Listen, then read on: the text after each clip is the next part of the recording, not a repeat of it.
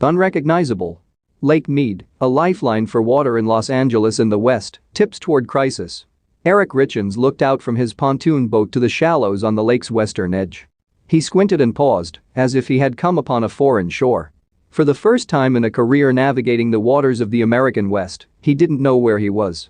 "I could have sworn I was here just 6 weeks ago catching smallmouth and bigmouth bass," said the 35-year-old fisherman who runs tours on this 247-square-mile basin, where the Colorado River meets the Hoover Dam, to form the nation's largest reservoir.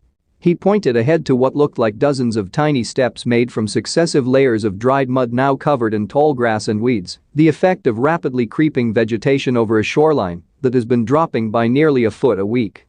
"Now it looks like a lawn. I knew the drought was bad. I didn't realize it was this bad," he said. This place is unrecognizable. Lake Mead, a lifeline for 25 million people and millions of acres of farmland in California, Arizona, Nevada, and Mexico, made history when it was engineered 85 years ago, capturing trillions of gallons of river water and ushering in the growth of the modern West. But after years of an unrelenting drought that has quickly accelerated amid record temperatures and lower snowpack melt, the lake is set to mark another, more dire turning point. Next month, the federal government expects to declare its first-ever shortage on the lake, triggering cuts to water delivered to Arizona, Nevada, and Mexico on January 1st.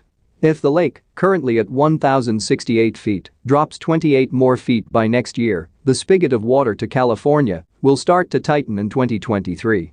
"The crisis," said Eric Kuhn, former general manager of the Colorado River Conservation District, "can no longer be ignored."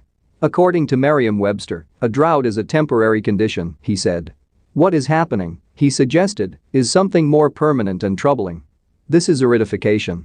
As fires sweep over large swaths of the West and scorching temperatures fry others, the scarcity of water is a less visible but perhaps the most pressing consequence of climate change confronting the states that depend on Lake Mead.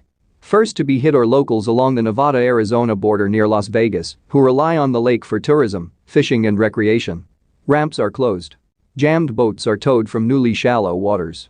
Fishermen scour to figure out where to catch striped bass. The iconic lake's predicament is marked by a bathtub ring of calcium deposits that highlight the rocky edge where water once flowed.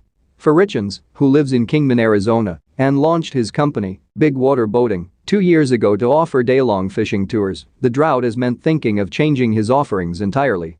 "The places where I was catching fish last spring and summer just don't have fish anymore," said Richins, a former wildlife biology professor at Salish Kootenai College in Montana, who used to regularly tow his 20-foot boat with his pickup truck for the hour-long drive to Lake Mead.